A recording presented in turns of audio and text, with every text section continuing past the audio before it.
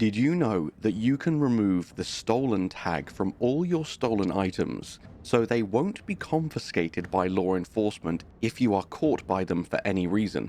Or did you know the best weapon that you should give to your companions due to an incredibly powerful feature that is never really explained to you? In this video of Advanced Starfield Tips, I shall reveal the answers to these questions to you and so much more.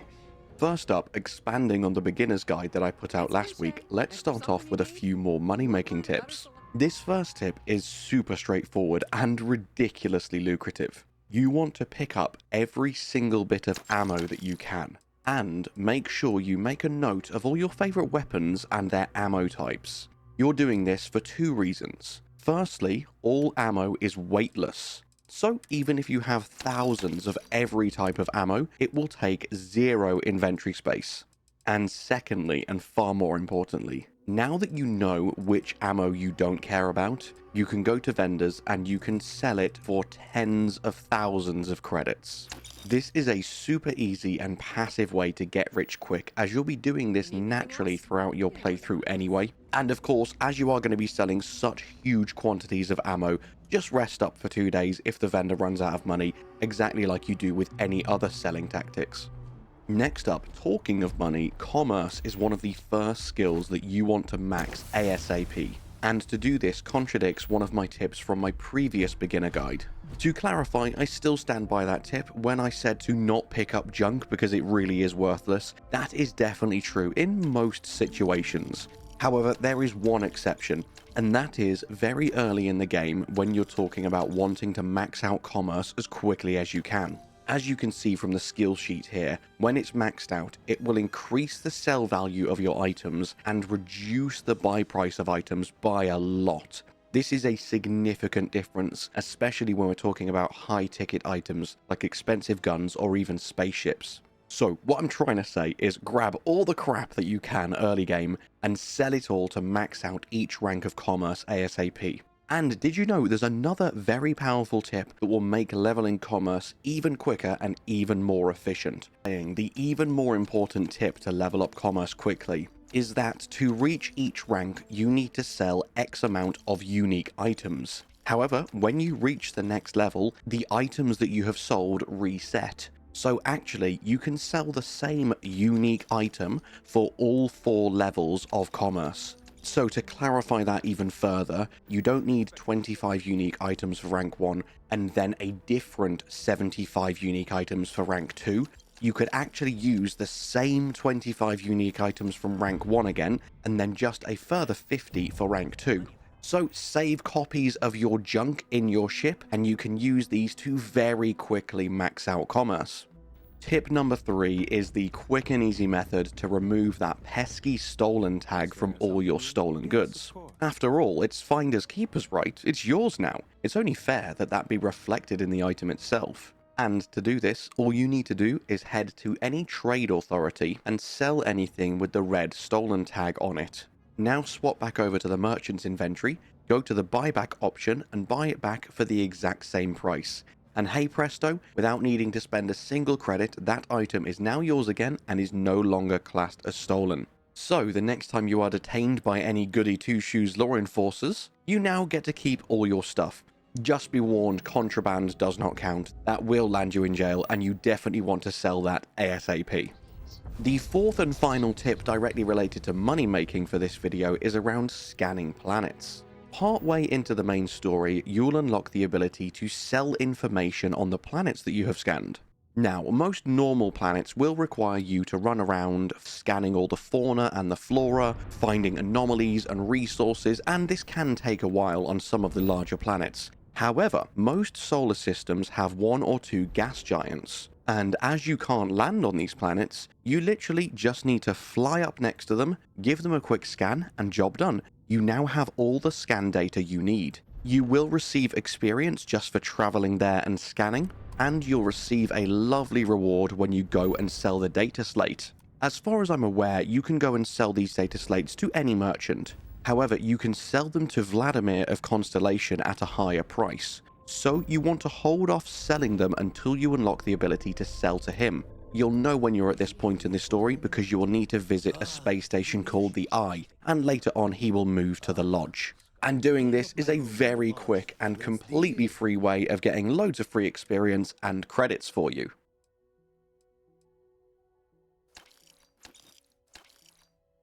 Tip number 5 is a big one, and probably the most important in this video, and this is to make sure that you do faction quest lines. Even if you do want to skip some of the tasks in the game, I completely understand this. The missions tab is completely procedurally generated, so there is an infinite amount of them, and there are hundreds upon hundreds of activities and quests to do as well. But please make sure you do the faction quest lines. Some of them span huge portions of the game, and they become quite tough towards the end. So you may not be able to blitz through the whole quest line at once, but they easily have the best rewards, the most experience point gain, the most money out of anything in the game, and even more importantly, some of them offer some unique rewards, such as perks that you can literally not unlock in any other way. For instance, while trying to keep this as spoiler-free as possible, here you see me wrapping up a quest involving the UC Sistef and the Crimson Fleet. And as you can see, the reward I just got here is 250,000 credits, which is just insane. Just this one quest pretty much allows you to buy the biggest and baddest ship in the whole game.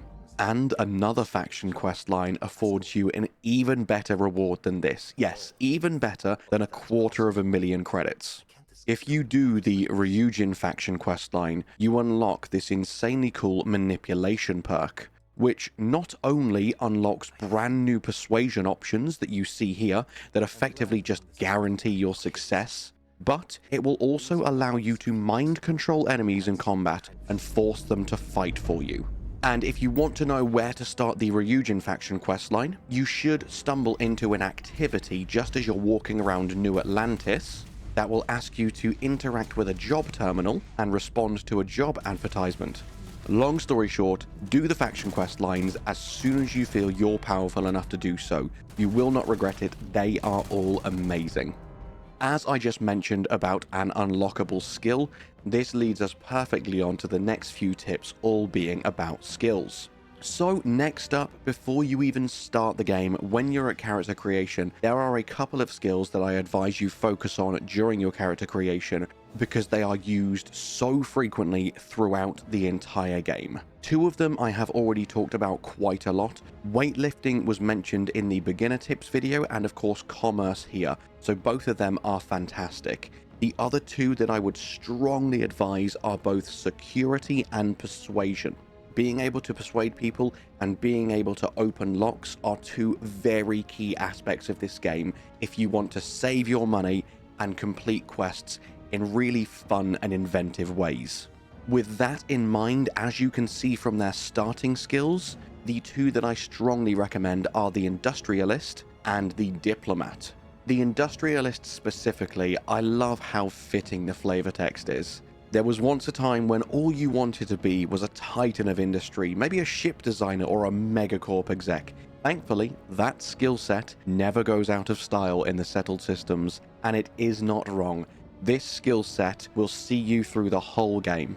And as we are already talking about character creation, tip number 7 is to pick 3 traits. If you're coming into this blind and you're not sure how beneficial some of these traits sound, I can tell you now that almost every single one is insanely beneficial. All of them sound like they have some kind of negative, but trust me, the pros massively outweigh the cons. For instance, the Dream Home is the absolute best house you can get in the game. It is even better than the luxury apartment you get for completing the UC questline. And it sounds hefty, 125,000 credit mortgage. Oh my god. But it's actually only 500 credits a week, and if you follow my tips, you can have this paid off within your first few days of playtime. This obviously isn't going to benefit your actual gameplay, but the house is so gorgeous that I strongly advise this one. Also, extrovert is absolutely key. The only reason in my first playthrough I didn't choose either extrovert or introvert is because I didn't know how often I would be traveling with a companion. And I can confirm to you, if you want to, you will do the entire game with a companion. There are only very, very small stealth sections where you may want to dismiss your companion, but 99.9% of the time, having extrovert is a really, really good choice. And something it doesn't tell you here, extrovert is a great trait if you want more conversation options. Apart from this, a few more standouts for me is to pick one of the faction allegiance traits, such as the United Colonies Native or the Freestar Collective Settler. The only negative is that your crime bounty towards other factions is greatly increased, but you are rarely ever going to be getting a crime bounty. It's very easy to get away with everything, trust me. And even if you do get a crime bounty, just pay it off, you're going to be rich. And finally, my personal favourite, and one that my wife hates me for, is the Serpent's Embrace. I am one of them people you see in MMOs that bounces around everywhere, and it can get very annoying. I fully own up to that. And when I screenshotted this trait to my wife, she was like, oh god, they have given you an actual in-game reason to never stop jumping around like a twat. And this was just a dream come true for me seeing this trait. 10 out of 10 game, 10 out of 10. The last skill-related tip is to do as many space fights as possible. The reason you want to do this is to increase your piloting skill. There are two primary reasons you want to increase piloting as much and as soon as possible. Firstly, as soon as you unlock level 1, you unlock the ability to use your thrusters. Thrusters are very different to boosting. Using your thruster will allow you to fly at pretty much full speed in any direction you like, even mid-fight. So this will unlock the ability to strafe and even fly in reverse at full speed. This is fantastic to dodge enemy missiles, or even quickly do a 180 and back off from an enemy to continue attacking them even if they're directly behind you, which can be fantastic in a pinch. And the second and perhaps even more important reason that you'll probably already know if you watched my best ship in the game video, is that piloting is what you need to be able to fly bigger and better ships. Once your piloting is maxed out, this is when you can finally fly Class C ships, such as the Abyss Tracker or my personal favourite, the Stronghold. So if you're planning on doing some ship combat or just want a massive ship with huge cargo capacity, piloting is another skill you definitely want to focus on. Tip number 9 was a very weird one to record, especially because of what Sarah decides to do and say as she gets out of bed.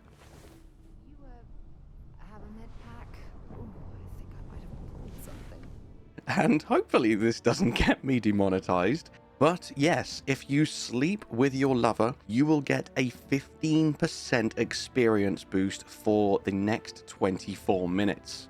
Now, this doesn't seem like a long time, especially because playthroughs of Starfield could go 100+ hours. But think about it like this. If you have a particularly long quest that you've been working on, and you're about to turn in what you believe to be the final part of the quest, just rest up in any bed, get this experience buff, then go and hand the quest in, and you will gain so many extra levels. And on top of this, even if you haven't taken a partner in the game, every time you go and sleep in a bed, you will rise with a 24-minute buff, giving you a 10% experience gain. It's just increased to 15% if you do have a partner. And just so it doesn't get confusing for you, there isn't a special option you need to click on. If you have opted to take someone as your romantic partner, this will happen automatically. As we move into tip number 10, if you're enjoying the Starfield content, I would just like to implore you to like the video and subscribe to the channel if you haven't already. There are plenty more guides to come for Starfield and other upcoming titles, and supporting the channel in this way is completely free and it helps me out so much more than I can put into words, and thank you for doing so. So, tip number 10 is another one that's a bit of a contradiction on one of the tips from my previous beginner guide video. As this is a Bethesda game after all, there are so many wonderfully unique and interesting encounters that you can stumble upon throughout your playthrough. So instead of fast traveling absolutely everywhere, like I advised before, fast travel to your ship, then undock and launch into space manually to see if you encounter anything weird and wonderful. This way you'll immerse yourself more in the world and experience more of what this amazing game has to offer. And then if you want to save yourself some time, now you can fast travel to the planet that you were planning on visiting, But again, just fast travel to the solar system and land manually to give you even more opportunities to bump into some of the amazing characters that fill this galaxy. The next tip is that your companions have infinite ammo. So with that in mind, you want to give them something incredibly powerful with a really high fire rate that chews through ridiculous amounts of ammo, because they will use it very efficiently, and of course, as I just said, they won't run out of ammo. So therefore, giving Sarah the Revenant here is one of the best choices in the game. And before I carry on with the rest of the tip, because I know people are going to be asking, the Revenant can be found during the Eye of the Storm mission in the Crimson Fleet questline. So get yourself all buddied up with the Crimson Fleet and then go and start doing their questline. And this gun in particular is technically missable, but it's laying on a table as bright as day right next to one of the quest objectives, so it's very, very hard to miss. But I will be doing a full video on lots of really juicy, really missable loot, so I'll revisit this in depth along with many others in a future video. Now, back to the tip in question. As you can see here, I am pretty much staying away from the action and letting Sarah handle the fight, and against some very powerful level 30 Starborn, she is melting them. In fact, she takes one out completely by herself off screen without me even knowing they are there. Giving your companions a big ass gun like this is such a great way of effectively doubling your combat power. Tip 12 is super simple: buy Digipicks whenever and wherever you can, because they can be so limited, and it is infuriating if you're right near the end of a really big dungeon. And I use that term generically, I'm sure you all know what I mean, be it a space station or a cave or an outpost or whatever it may be, and you come right to the end and you find a really juicy looking locked chest with a master lock, and you've already used your last Digipick. It's an absolute nightmare. So always stock up on way too many, have like 20 or 30 of them at a time. And you can combine this very easily every time you're going to sell your last big loot haul. Go and find a trade authority, they always have Digipicks, and every time you need to rest to replenish their credits, buy their Digipick stock as well. Also, yes, in the last video I did keep calling them Digipacks. Look, the longer you watch this channel, the more you'll realize I have mouth word sound noise problems. In my Elden Ring content, the amount of memes on this channel now, because I kept calling Everjails Evergals, I kept calling Great Bows Great Bros. So look, they're Digipicks, they're Digipacks, they're, you know what I mean. Okay, let's move on. Next up, did you know that you can hide your spacesuit and your helmet in areas where you don't need them, so you don't have to keep taking them off just so you can carry on looking suave? Literally just go into your inventory and the options are right here. I had no idea for the longest time.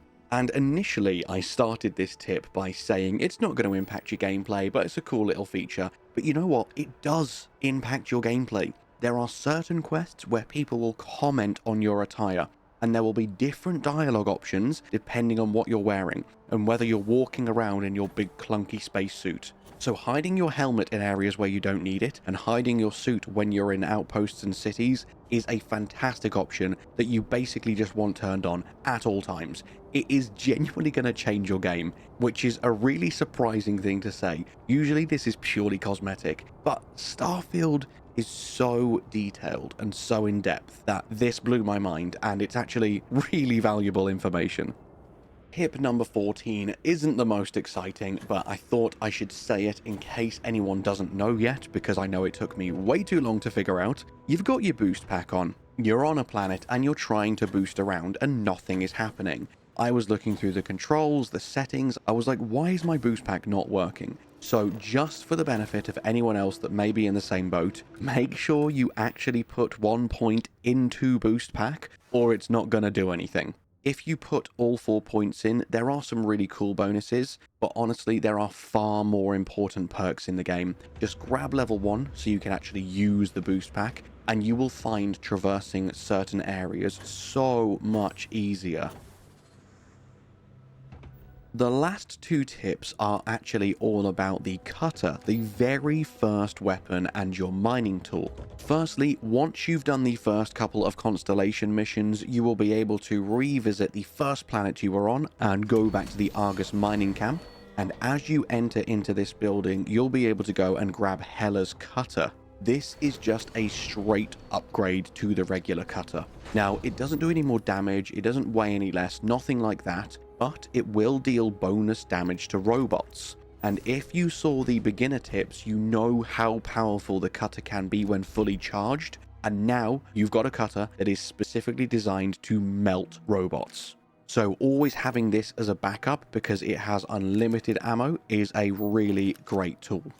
And as we're already talking about the cutter, let's go straight into tip number 16, and that is that you can use it with your scanner out. And this is beneficial for two different reasons.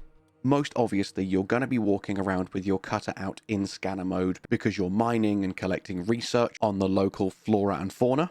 However, it means you've got a really quick and easy and surprisingly powerful tool at your fingertips without fumbling around and trying to get out of scanner mode and then find the weapon you want. You can just bring out the cutter by holding down the right mouse and just go to town on whatever's attacking you. But more importantly than this, because this tool is instantly available to you in scan mode, that means you no longer need to favorite your cutter, and that frees up your weapon wheel so you can put a different weapon there instead, or just have one less weapon to worry about so it's not getting too cluttered. My friends, that is it for my 16 advanced tips for Starfield. Please let me know what other guides you would like me to make, which areas you'd like to know more about, if you're struggling anywhere. And more importantly, I hope this video was both educational and enjoyable. And as always, my friends, all that's left for me to say is thank you so much for watching. I hope you have an amazing day, and I'll see you in the next one. Bye-bye.